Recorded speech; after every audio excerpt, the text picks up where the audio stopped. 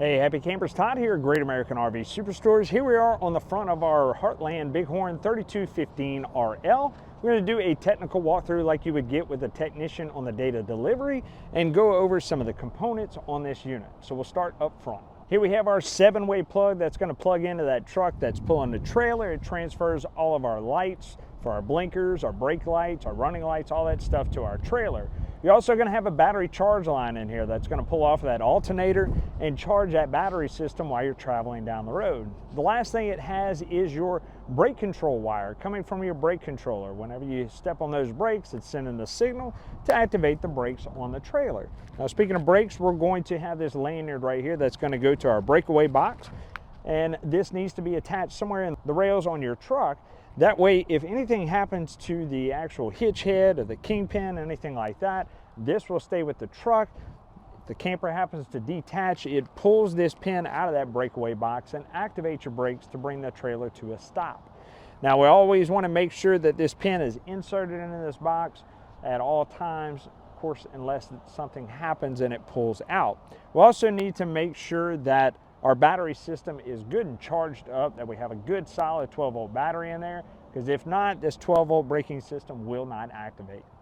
All right, in our front left compartment, just under our kingpin, we have our center where our hydraulics, bunch of electrical, everything is. It's a spaghetti nest, right? So when you come in here, we're going to start with our hydraulics. We have our hydraulics that run our leveling system, as well as some of our slide outs, with the exception of that front one.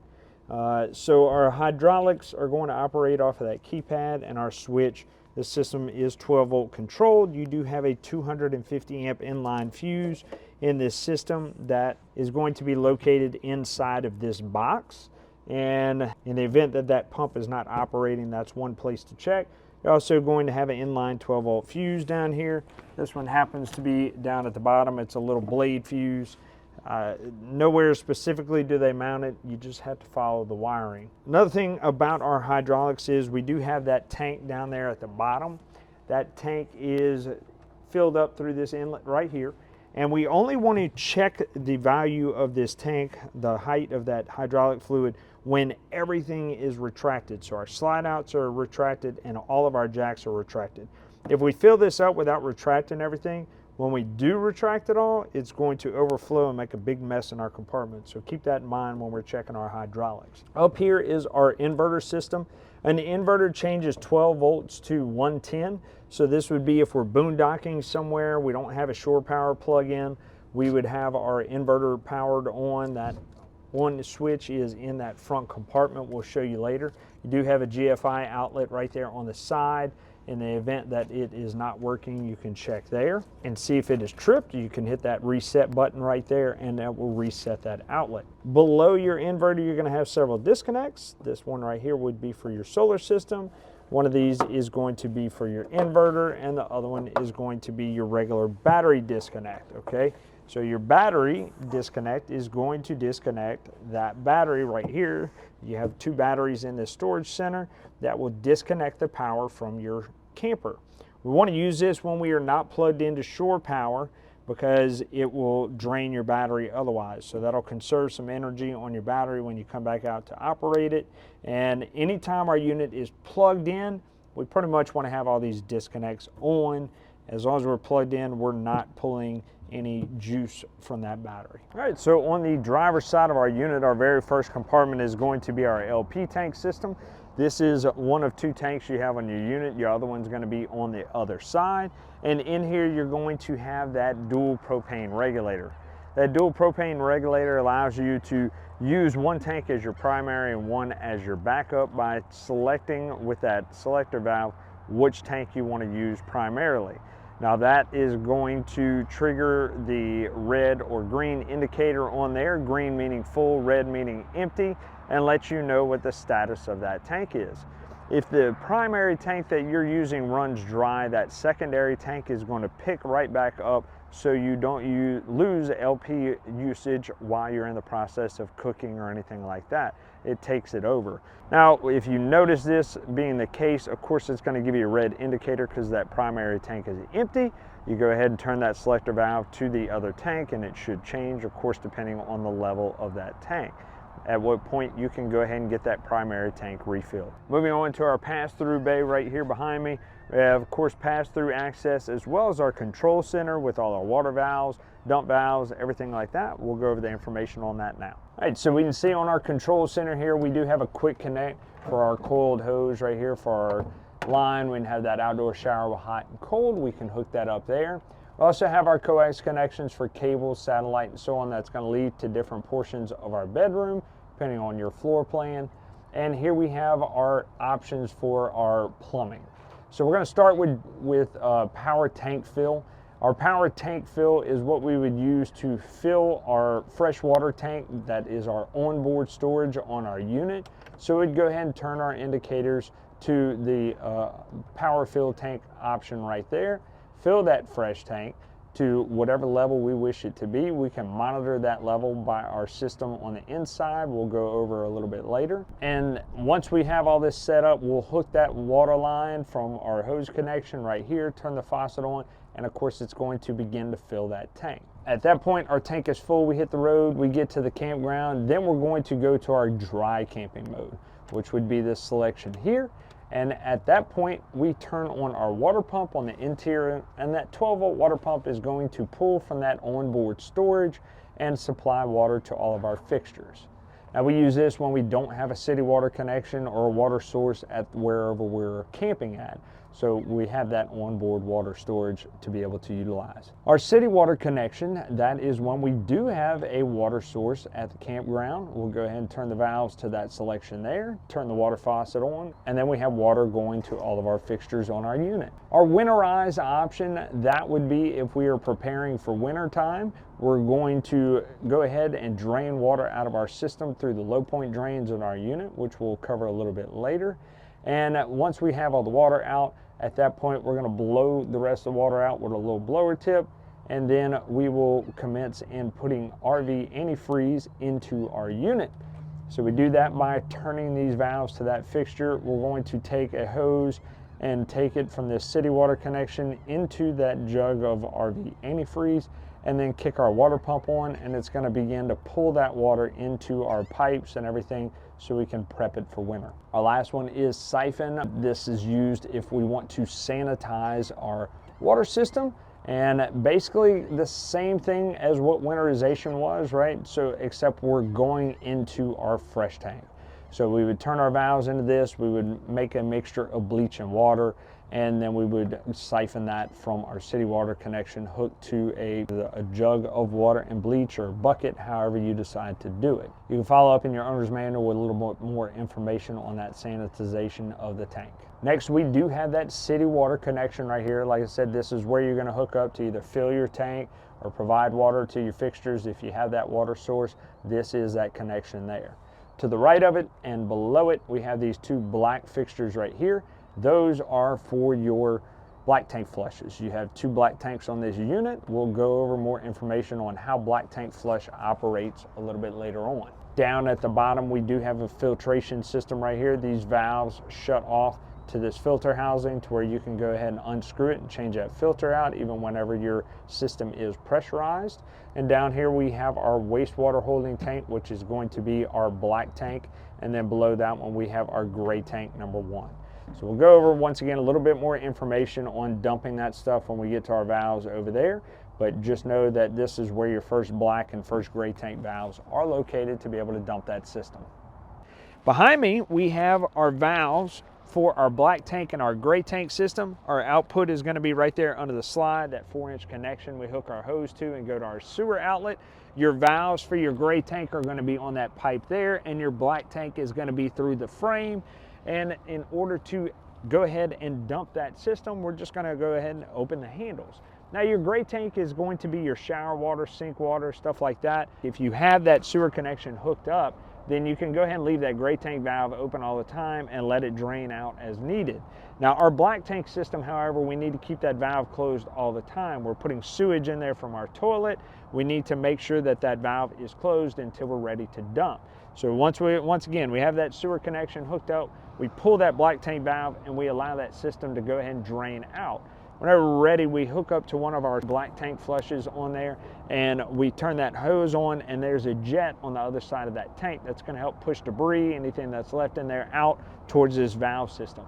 Let that run for a little while, spray any debris out of there, and that would do a pretty good job. Now, if you want to go a step further, you can, but you have to be mindful. This is a pro tip, and you have to monitor your tanks. Manufacturers are not going to suggest to do this for the simple fact you can overflow your tanks into your unit. But if you're mindful of what you're doing, you hook that black tank flush up, turn the water on, close that black tank valve for 60 to 90 seconds, and then open it back up, and that will let some water build up in that tank, pick up some of that debris, and help move it down, because that spray port, that black tank flush, isn't going to get everything out of that system. So just know that. But we have to monitor the tanks and how long we've been running that hose. Otherwise, you can, here's your warning, you can overflow your tanks. So be very mindful. If you don't want to do it that way, absolutely don't do it. That's fine. When we are done, we have to close that black tank valve after we have shut off our black tank flush and everything. Shut that valve closed, go on the inside, hold down your toilet pedal, and put several gallons of water into that tank. We need to put fresh water in there because, once again, you're still going to have a little bit of debris in there. This will help slosh around while you're traveling down the road and clean that up. And we can also make sure that we put our chemicals in our tank through our toilet as well, so it can help sanitize and clean that system. On that driver's side rear slide, you are going to see that vent opening right there. That is for just above our oven to be able to vent out. We need to make sure that's open when we want to utilize that system. If we don't, then that air is not going to ventilate out. And when we store our unit, we do need to make sure that it's closed so no insects, rodents, or anything like that will build any nest up in that vent. On the rear of our unit, of course, we have our 50 amp power cord.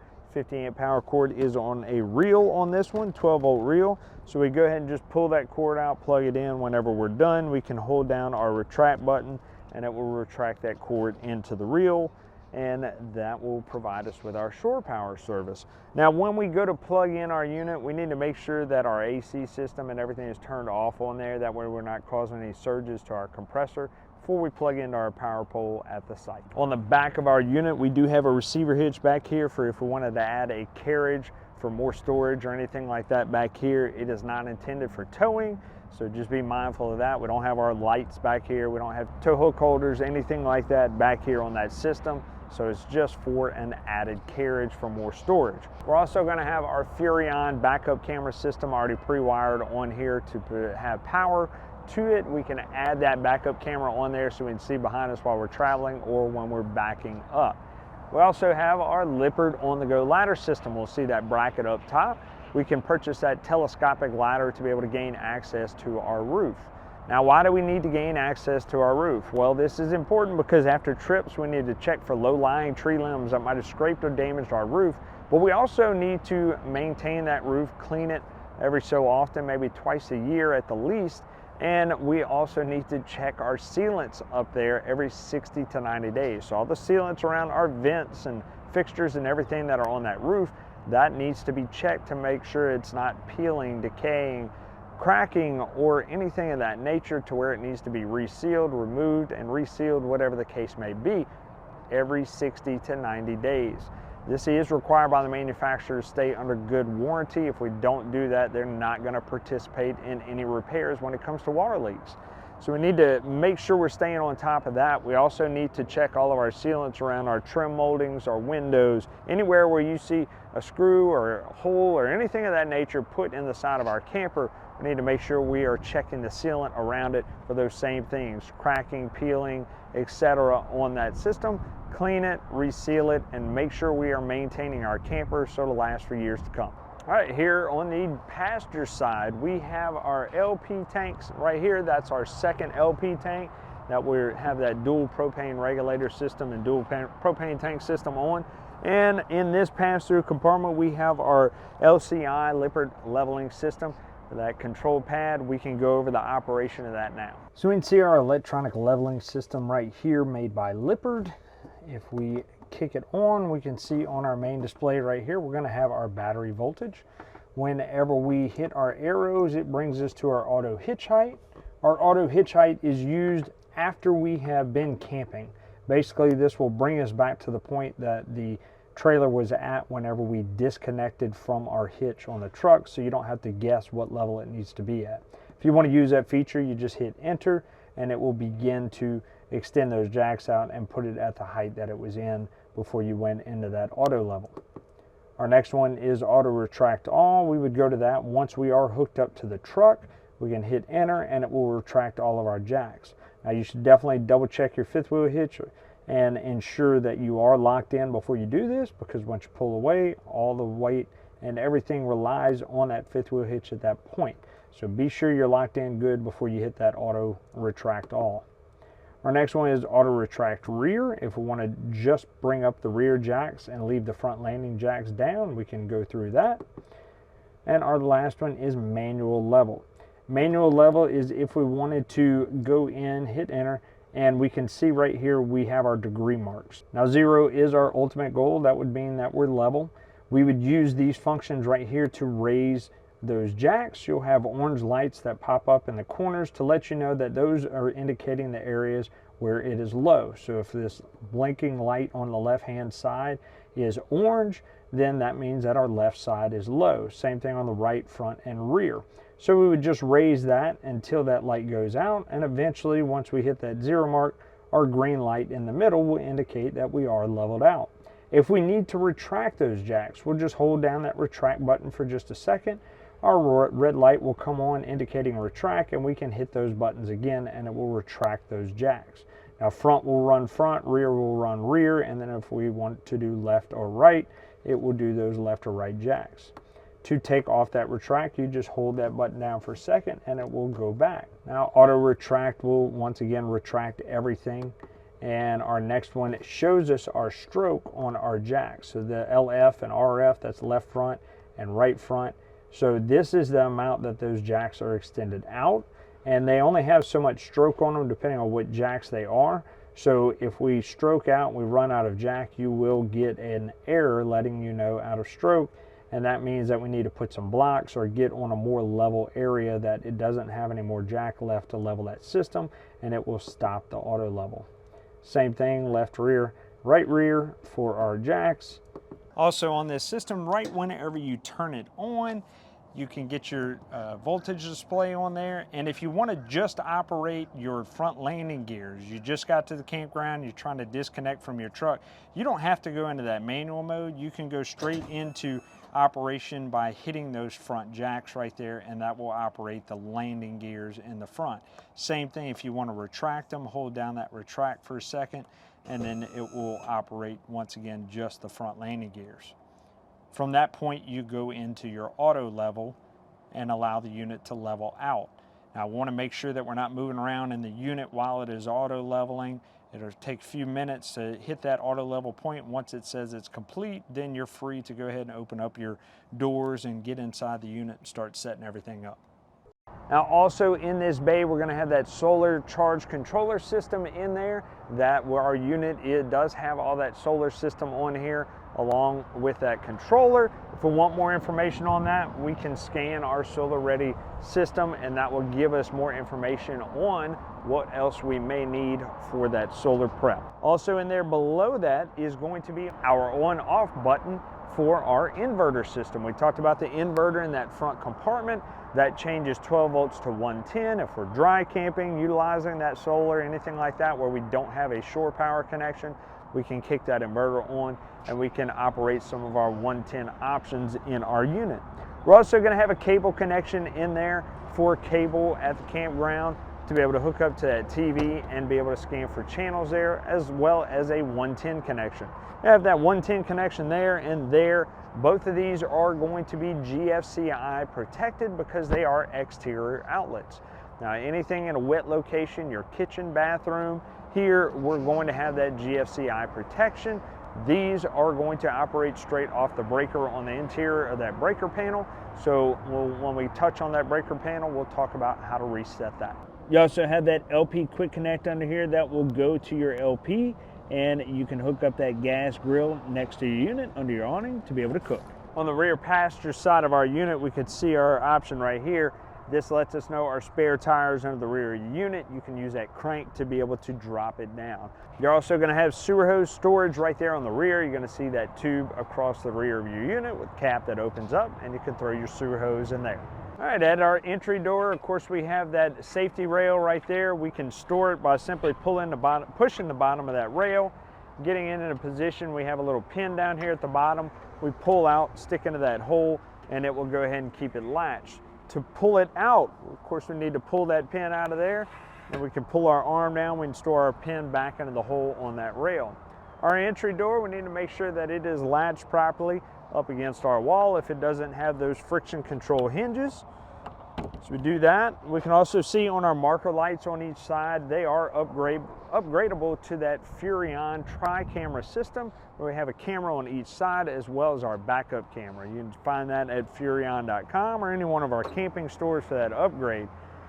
Last thing we have on our entry door is our solid steps. Our solid steps are a great safety feature. Keep it real nice and comfortable going up and down those steps. To be able to store them, just lift them up. Want to make sure our entry door is all the way open so it doesn't hit the frame of that door. Store it, and we're ready to go.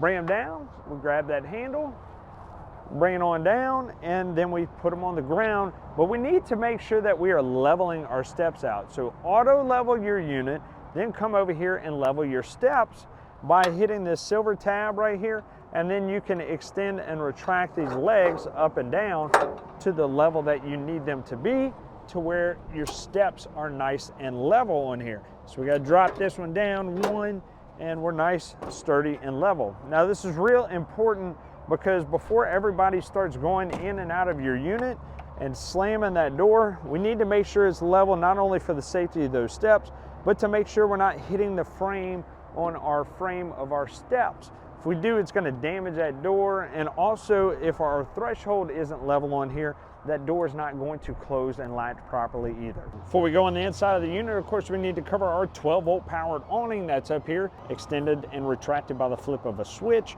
And when we go to operate our awning, we go ahead and roll it all the way out, and we always need to have it cocked from either the rear or the front, have it at a slight angle. We do that by loosening, making sure these knobs right here are loose. We pull that arm in a little bit, and then we tighten up that knob. So that gives us the pitch we need for any runoff, light dew, light rain, AC condensation, whatever needs to run off of this awning. If we don't do that, it can puddle up on that awning and it can collapse, causing damage and an insurance claim that I promise you don't want to have to pay for. So make sure we are cocking that over to the side to be able to drain off. Once again, you can do the front or the rear. Now, another thing about our awning is we need to make sure during very high winds, heavy rains, anything like that, we go ahead and just roll this awning in, because it can cause damage to that component, and once again, an insurance claim that you're going to have to file. So don't take the chance. You're leaving for extended period of times unsure, roll that awning in to make sure that it stays attached and in working condition on your unit. When we go ahead and roll that awning in, we need to make sure we loosen this knob right here, so we can just loosen it up, and that shock will push that arm back up. Then we can go ahead and roll our awning back in to store it. All right, here we are right when we walk into our entry door. We're gonna have a few lights right here that control our hallway and entry light. We'll have tank heaters right here that are 12-volt heating pads hooked to our tanks and our underbelly to help prevent them from freezing up in cold temperatures. We have our Suburban tankless water heater system and our AirXL thermostat right here. This thermostat will control our living room area, and it will also have that heat option. We'll go over those two items right now. For our Suburban tankless water heater system, you can just turn it off and on by hitting that power button right there, and we can set our temperature with our arrows right here to whatever our desired heated temp is. Now this system, not much to it besides those buttons, and then of course we can change from Celsius to Fahrenheit. But when you turn your water on, the system's going to run and there's nothing else to do with it. It's not going to give you any other notifications unless there is an error in the system. Turn your water on, let it run, and it will begin to heat up to that set temperature.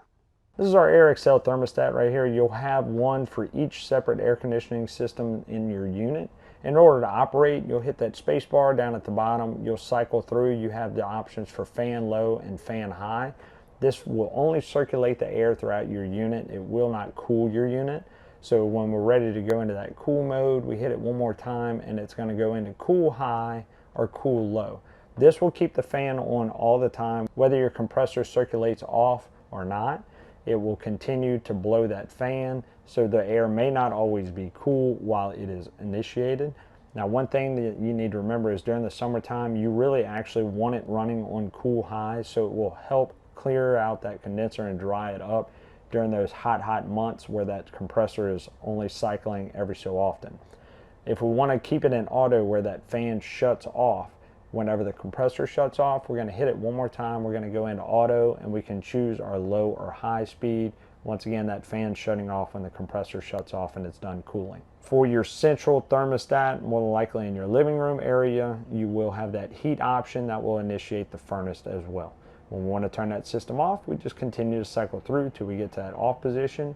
When we want to change our temperature, we can just use these arrows right here. That will adjust our temperature on our unit. The initial temperature that you have on here, this is your actual room temperature that you have.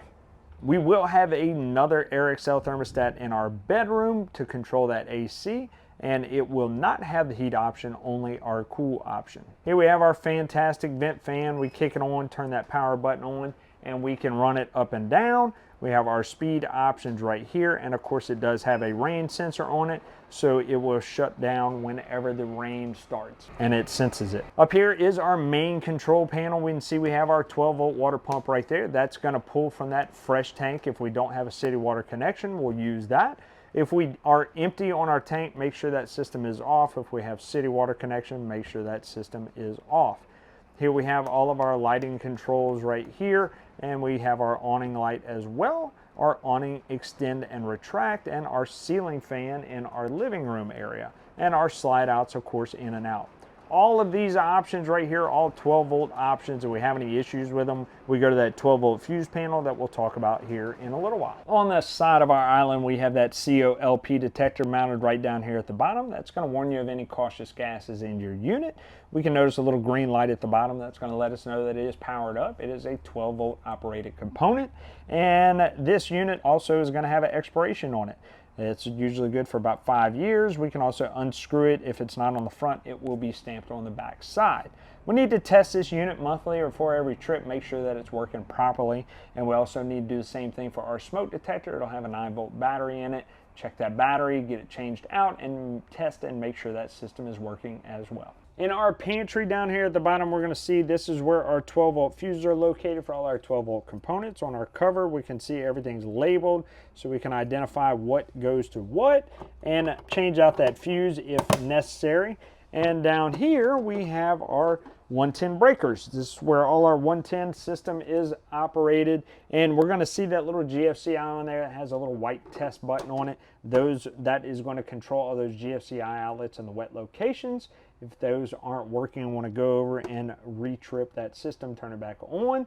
We want to check, make sure those outlets aren't wet. We don't have too many appliances plugged into it, overamping that system. Of course, all of our 110 breakers are labeled as well. Connected to this system in that pass-through bay behind one of the wall panels, you're going to have your converter system. Your converter system, anytime you're plugged into shore power, is going to change 110 voltage to 12-volt voltage to be able to charge and maintain your battery while you're plugged in. So here we have our Furrion 12-volt operated refrigerator. We have our panel right here on the side. We can see we have some different modes, our freezer temperature, our fridge temperature, so on. So let's jump right in it. We have our lock button down here on the side. Any button that we push, it's going to be on the words itself in order to get it to operate.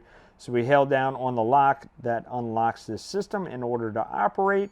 We have our modes. Our vacation mode is going to help reduce the power usage on this unit. So if we're off grid, we want to go to that vacation mode. It's going to reduce it, and we want to limit our in and out of the fridge, and we won't be using as much power. If we go in and out of this fridge a lot, it's not going to cool like it normally would, right?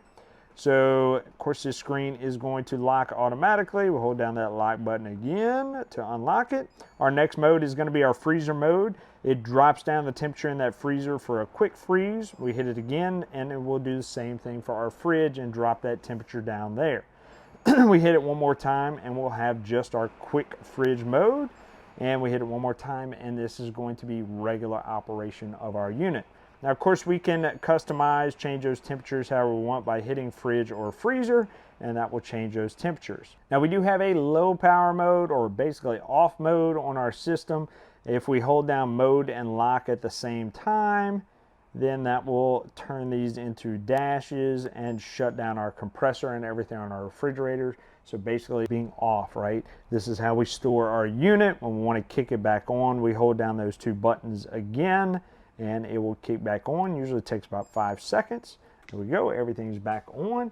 And whenever we store our unit, we want to make sure that we are cleaning it out, defrosting it. You do have that ice maker option on there. Get the ice out, defrost the freezer, all that stuff. Put towels down. Make sure we're getting all the water out of there. If you don't, it's going to drain out damageable wood components around your fridge.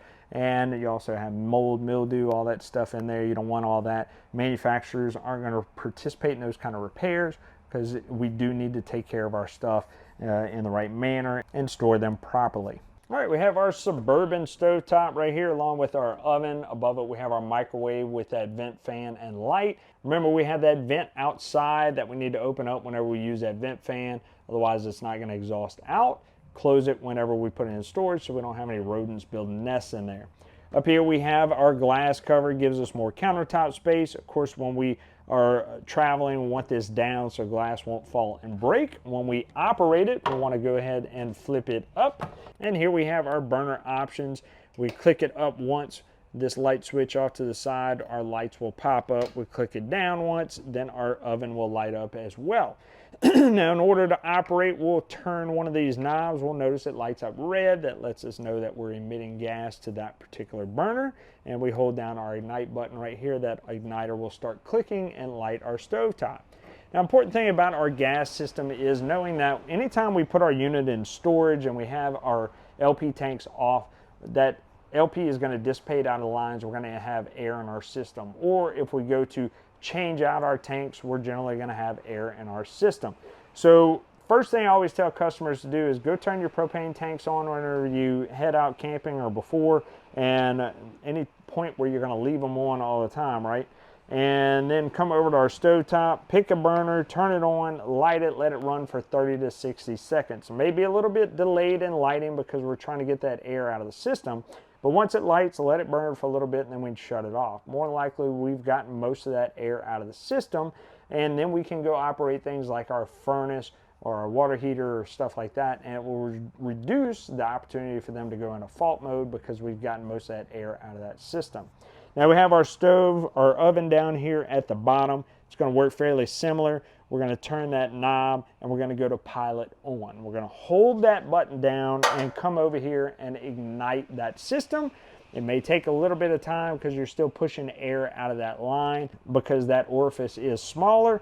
Once it lights down there at the bottom, we hold it down for about 30 to 60 seconds, and then we go ahead and turn it to our desired temperature, and that burner tube should light up. If it went out on you when you swapped the temperature, just go back and relight that pilot, hold it down a little bit longer, and then give it another shot.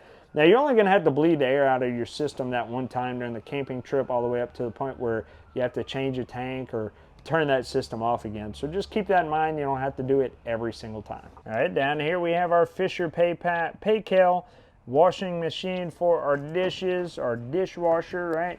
So we have our option to put all that stuff in here. To kick it on, we hit this button there on the left, and we have our options for heavy, medium, eco, fast, delicate, rinse, however you want to do it.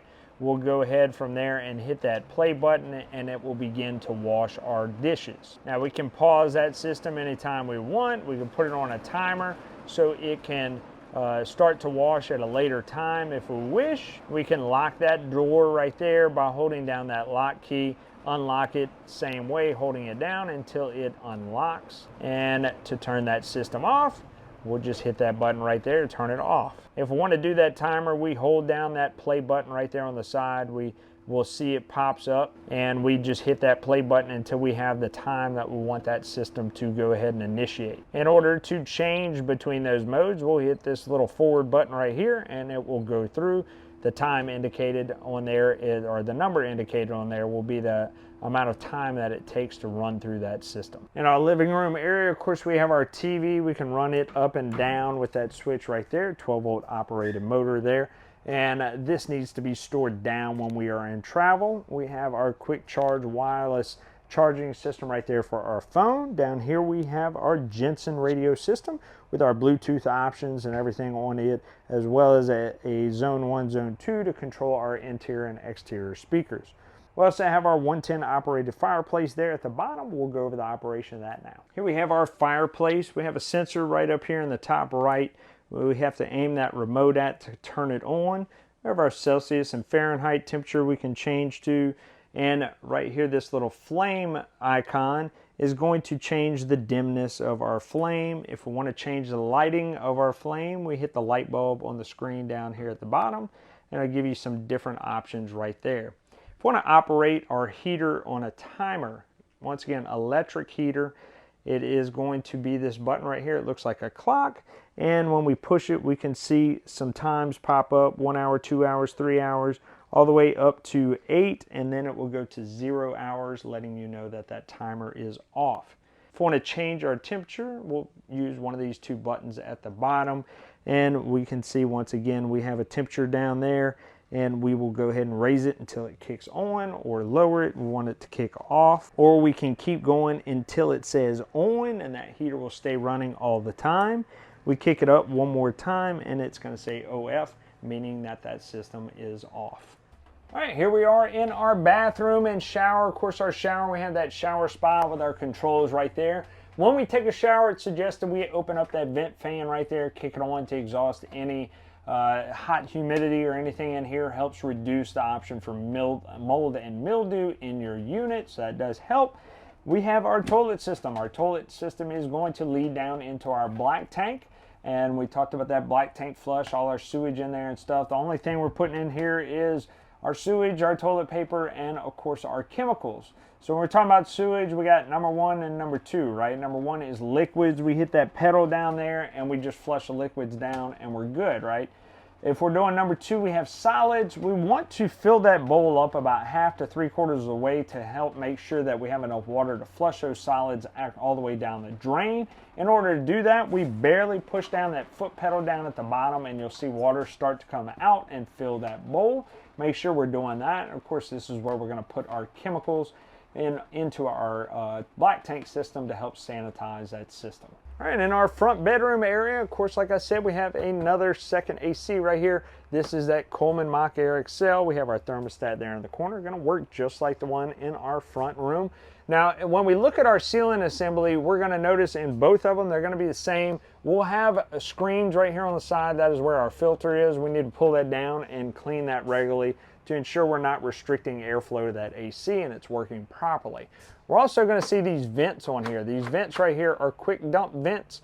This is if we want to cool this area off quickly, we kick that AC on, we can open it up and it will just blow out in this area. Now when we want it to circulate through our ducts in our ceiling, because we do have a ducted unit that runs up and down, we will want to go ahead and have these closed, and then we should begin to feel air through there. If we don't have them closed, we're not going to have a whole lot, if any, air through our ducted system. Now over here we have our WineGuard 5G 4 LTE Wi-Fi system. If we go on there, we can subscribe and we can have Wi-Fi with us wherever we go with that WineGuard gateway system, or it can operate as a Wi-Fi boost at the campground wherever we're at if we've purchased Wi-Fi through them. Now over here we have our cable connections for our TV that can be mounted right here. We have auxiliary satellite. That coax connection would go to our receiver if we have a satellite set up outside, and then with an HDMI cable to our TV to be able to have satellite channels. Our second option is TV. That is where our antenna and cable is going to come out, and we'll hook that coax straight to our TV. You're going to notice a little button on the side. When we push it, that green light is going to turn off and on. That green light is our antenna boost for our antenna channels. If we're scanning for antenna, we want that light on, and it will help boost the signal and pick up more channels in that area, as well as make them clear. However, if we are scanning for cable channels, because we have cable at the campground, we want to make sure that light is off, so just push that button. Otherwise, it will scramble the channels from the cable. In our closet here, we do have the option to upgrade for our washer dryer. We have that drainage. That will lead down to the gray tank, as well as our hot and cold water for that washer dryer, and we have storage underneath our bed. Well, we hope you found that resourceful, but wait, there's more information on our Great American RV YouTube channel. This channel right here, find the playlist Hap's Helpful Hacks. We go over different products in this unit, and we'll take a deeper dive with more diagnostics, more information, as well as helpful tips when you're out camping. Tell your buddies, tell your friends, like, share, subscribe, do all those awesome things on YouTube, TikTok, wherever you found us, and keep watching here at Great American RV Superstores, where we bring the how-to you.